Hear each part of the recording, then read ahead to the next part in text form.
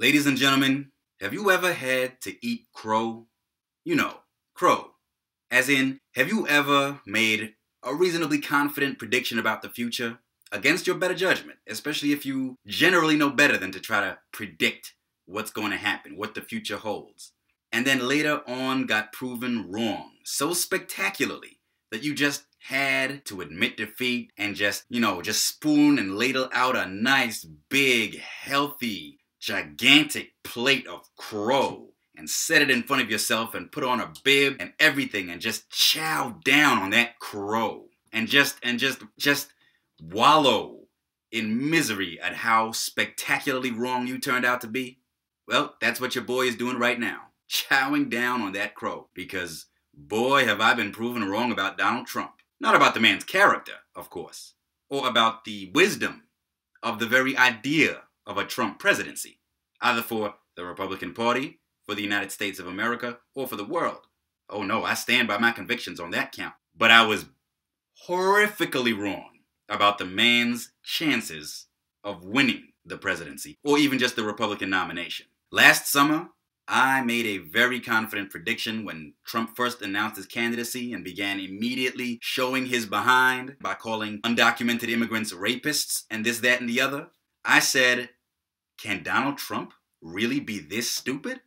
I started speculating. I devoted an entire video to this. Those of you who have only tuned into my videos since last summer, feel free to scroll down through my past videos to find it. The title of the video was, Can Donald Trump Really Be This Stupid? And I devoted that entire video to speculating about just what this man was really trying to accomplish by running for president. I thought, there's no way he actually thinks he can win. So what does he hope to do? Boost his ratings? Boost his name recognition? Boost his profits? He's actually putting his profits in danger by making all these inflammatory statements. A lot of his former business partners are now cutting ties with him, so that can't be it. The list went on, the speculation went on, but one thing I mentioned in that video was I can't imagine him even winning a single primary, let alone the Republican nomination, let alone the presidency. So what is this man really on about? Well, I hope I don't need to explain just how wrong I was about that. I sit here now on Super Tuesday evening, just watching the election results, the primary results roll in, and watching victory after victory for Trump roll in.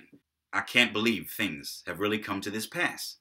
But you know, there's a valuable lesson to be learned here. Not just the folly of trying to predict the future, even the relatively near future in a lot of cases, especially when it comes to politics. Another lesson to be learned is the importance of not underestimating one's enemies, especially in politics. Now this is an area where I have to give some props to someone whom I almost never give props, the rapper Pitbull. Now, I'm not a fan of his music generally. I don't think he's particularly good. But the man seems to actually have something of a sixth sense when it comes to politics, or at least he's exhibited it in this case. Last summer, when Trump first announced his candidacy, Pitbull actually had the right answer, the right response to Trump's candidacy. At an awards ceremony hosted on the Spanish language television channel Univision, which of course has been warring with Donald Trump throughout this campaign, Pitbull actually did the right thing. He took the right approach to dealing with Donald Trump.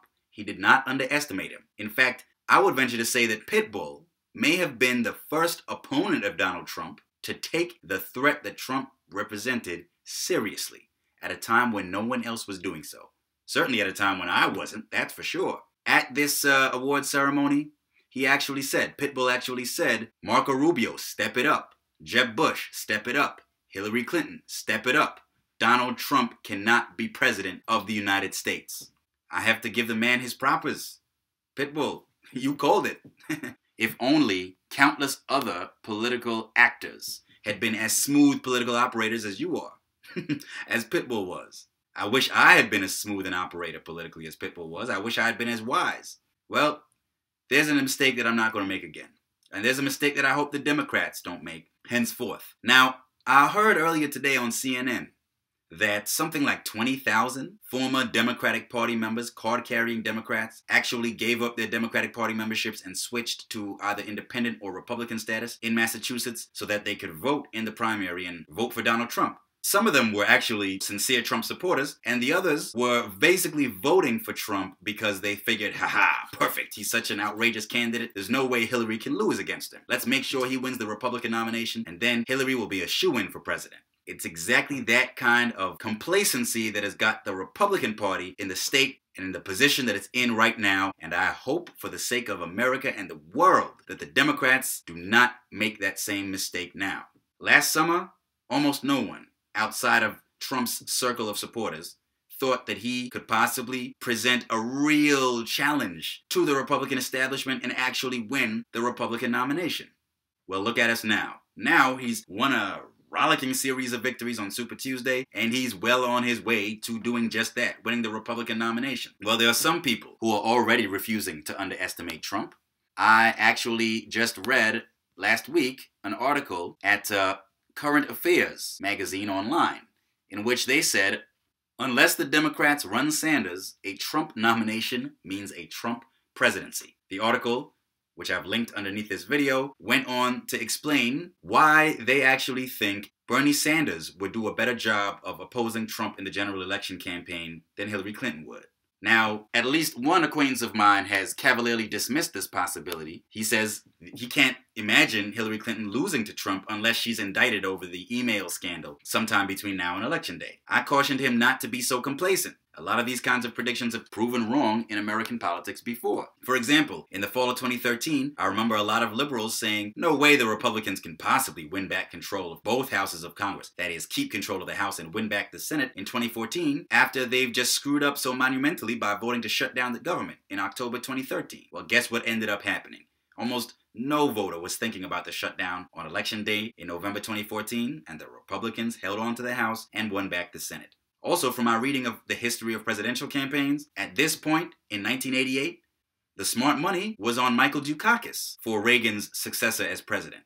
But then came the fall election, after the conventions, when most voters only belatedly started tuning into the election campaign, and the rest, as they say, is history. In the end, George H.W. Bush cleaned Michael Dukakis' clock, polished that timepiece. So I hope that Democrats, particularly Hillary Clinton, who now appears poised to win the Democratic nomination, much as Trump appears poised to win the Republican one, I hope they don't make the mistake that I made and that countless others made, but that Pitbull of all people was smart enough not to make vis-a-vis Donald Trump just last summer.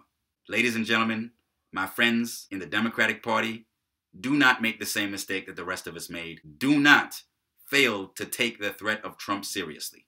I've already seen some poll results somewhere that said up to 20% of Democrats would be willing to vote for Trump in the general election, or at least they're considering it. This, however many Democrats in Massachusetts switched their affiliations to independent or Republican so that they could vote for Trump, some of them did it because they sincerely support Trump. And of course, some of them did it just because they're as complacent as I'm now warning Democrats not to be.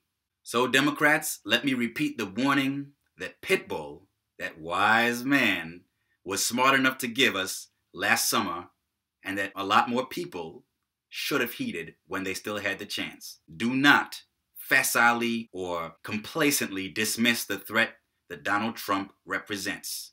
You do not have this in the bag yet, not even if he sews up the nomination. Step up your game, Hillary Clinton. Donald Trump cannot be president of the United States. Do not underestimate the power of the dark side.